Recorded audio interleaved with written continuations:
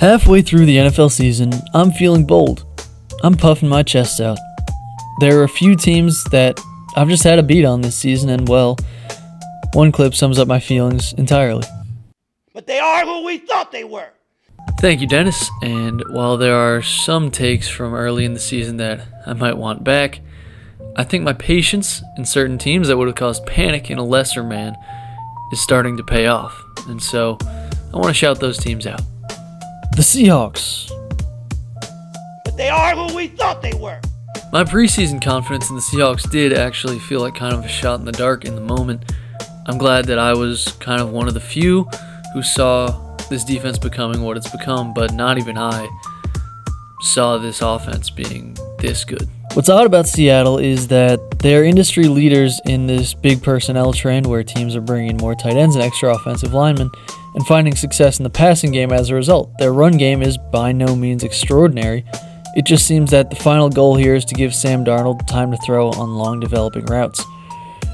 And who he's throwing to is simply the best receiver in the league this season in Jackson Smith and Jigba. I know conventional statistics aren't exactly in vogue in the NFL right now, but when you're 200 yards clear of the next best pass catcher and in pursuit of Megatron's receiving record, you're number one in the game. The Seattle defense is a violent one that forces turnovers, no question about it. DeMarcus Lawrence ended up in the end zone twice on Sunday, but they have the hallmark of true great defenses, which is making every yard difficult for the opponent and a special ability to rally to the football when it's in somebody's hands.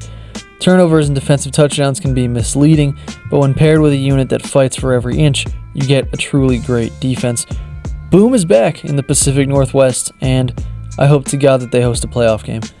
Rams versus Hawks next week should be electric. The Pittsburgh Steelers. But they are who we thought they were. Who sold stock on the Steelers at their peak and bought the dip in the Ravens? This guy. And frankly, you're a fool if you didn't.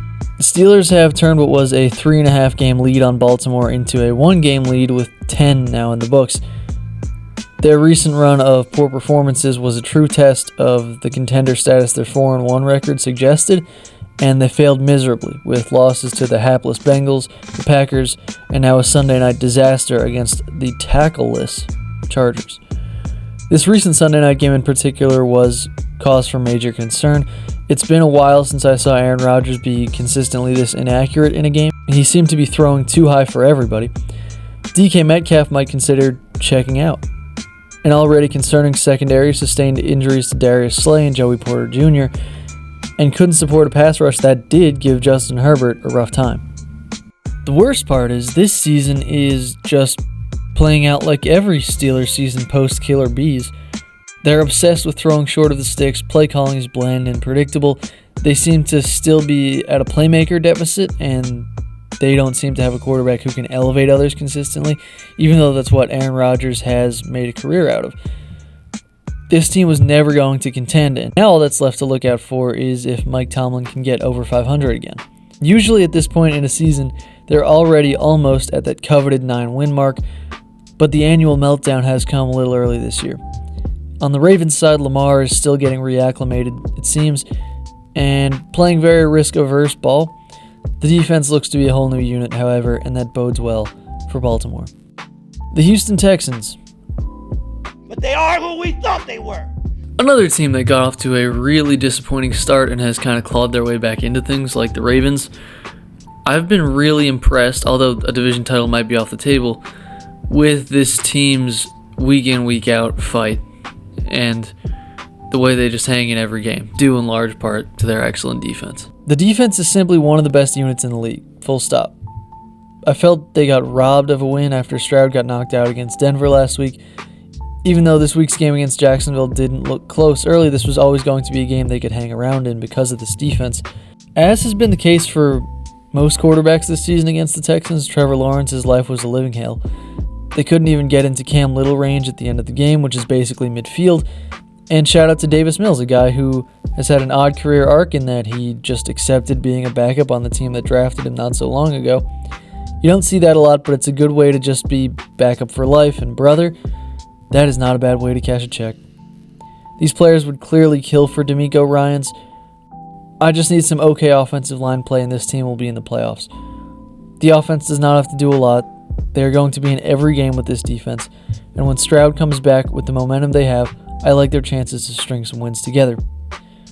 The Jags look like frauds, but are you really a fraud if everyone saw this coming? Caleb Willams. But they are who we thought they were. Man, I feel good about Caleb Willams lately. Say what you want about him, like missing the layups and stuff. I'm not going to sit here and deny that. But he's winning games using the superpowers that he was drafted for. And not only is there value in that, I think it's kind of become underrated today.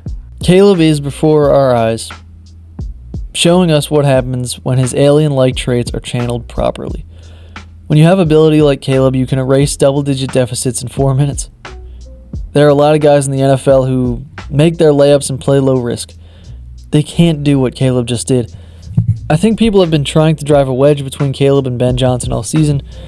Ben always looks salty on the sidelines, and Caleb has had a few rough games, no doubt. I feel like this clip should put those rumors to rest. He's got ice in his veins. Greatness! Greatness! And if you don't believe it now, you just wait, man. The best is yet to come, 18. Here we go! People have talked really for the past 2 or 3 years of this defense/run game revival in the NFL about how important it is to play mistake-free and, quote, on time. I think those things are well and good, but when Caleb is throwing game-winning ropes through the Chicago wind, you understand why he went number 1 overall. When you have a quarterback that can do things he and only a few others can do, it can erase so many mistakes that playing on time and low risk just can't. It's special to see. Also, I've been very impressed with Jackson Dart. I'll throw that in there. It'll be interesting to see who his new coach is. So that's all I've got for you today. At some point, I'll stop patting myself on the back, and maybe toward the back end of the season, we'll go through some of my worst takes, because God knows I've got plenty. But right now, I feel pretty good about how I'm seeing the league. Thanks for tuning in. Please like and subscribe. Check out my podcast on Backman Sports, and I'll see you next week.